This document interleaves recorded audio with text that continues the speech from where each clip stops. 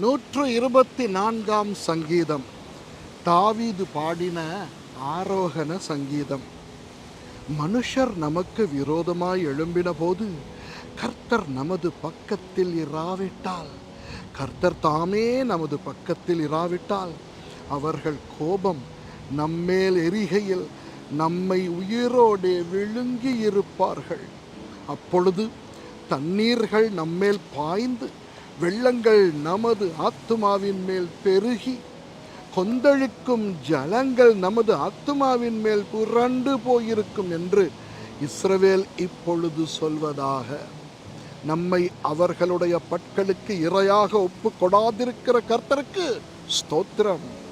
வேடருடைய கண்ணிக்கு தப்பின குருவியைப் போல நம்முடைய ஆத்துமா தப்பிற்று. கண்ணி தெறித்தது, நாம் தப்பினோம். நம்முடைய சகாயம் வானத்தையும் பூமியையும் உண்டாக்கின கர்த்தருடைய நாமத்தில் உள்ளது. ஆமென்.